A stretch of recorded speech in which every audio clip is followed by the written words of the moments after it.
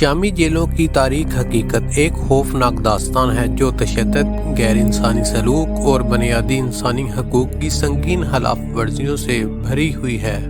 شام میں قید خانوں کو ہمیشہ ہی جبری تشدد کی علامت سمجھا جاتا رہا ہے، لیکن 2011 کے بعد جب شامی حکومت کے خلاف عوامی احتجاج شروع ہوئے تو ان جیلوں میں قیدیوں کے ساتھ غیر انسانی سلوک مزید سخت ہو گیا۔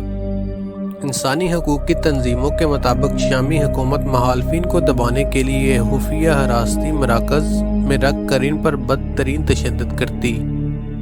رپورٹس کے مطابق شامی جیلوں میں قیدیوں پر ظالمانہ طریقوں سے تشدد کیا جاتا، جن میں بجلی کے جھٹکے، ہڈیوں کا توڑنا، زنجیروں سے باندھنا اور بھوکا رکھنا ایک عام بات تھی۔ بعض قیدیوں کو تو زبردستی طریق سلاخوں میں قید کر دیا جاتا، جہاں روشنی اور تازہ ہوا کا گزرنا بھی ممکن نہ ہوتا۔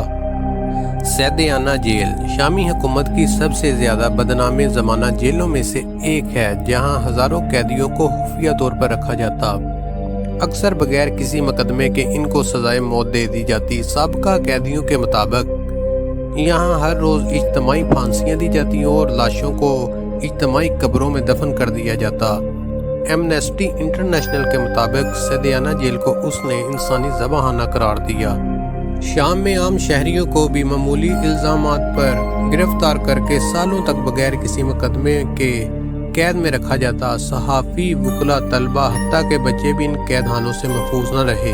شامی جیلوں میں خواتین بھی محفوظ نہیں تھیں۔ بہت سی خواتین کو زبردستی اغوا کر کے ان کو اجتماعی زیادتی کا نشانہ بنایا جاتا۔ بعض خواتین کو صرف اس لیے قید کیا جاتا کہ ان کے شوہر یا بھائی کا حکومت کے خلاف احتجاج میں شامل ہونا تھا۔ جب جیل سے قیدی رہا ہوئے تو ان میں سے ایک عورت ایسی بھی تھی کہ جس کے پاس 3 بچے تھے۔ اس کا کہنا تھا کہ جب وہ 18 سال کی تھی تو وہ جیل میں گئی۔ اب اس کی عمر 31 سے 32 سال ہے اور اس کے 3 بچے ہیں۔ اس کے ساتھ روز جیل میں اجتماعی زیادتی ہوتی۔ ان کو نہیں پتا کہ ان تینوں بچوں کے باپ کون ہیں۔ یہاں پر مجھے علامہ اقبال کا ایک شعر یاد آتا ہے کہ یہ مسلمان ہیں جن کو دیکھ کے شرما جائیں یہود۔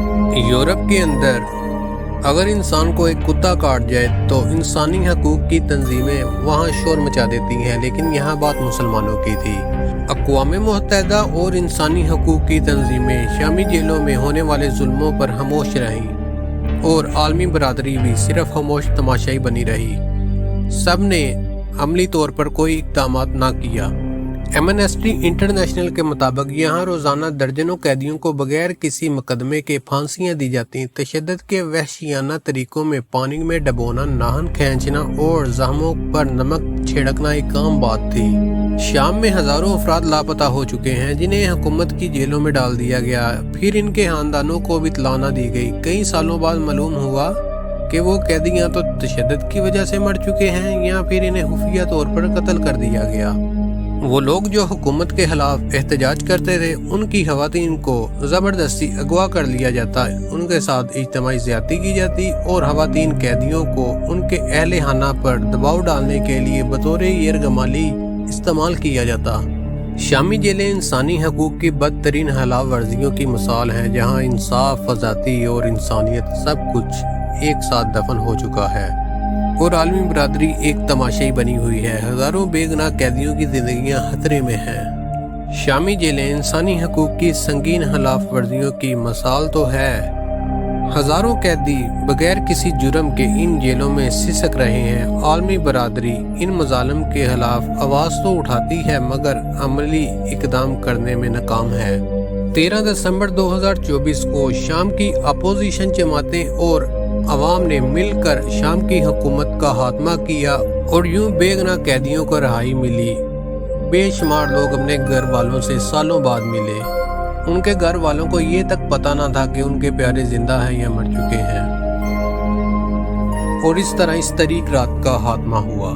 بشار الاسد اپنی حکومت کے خاتمے کے بعد روس بھاگ گیا، جہاں پر روسی حکومت نے پیوٹن نے اس کو پناہ دی۔ شام کے اندر تاریک رات ختم ہو چکی ہے، ایک نئے دور کا آغاز ہو چکا ہے۔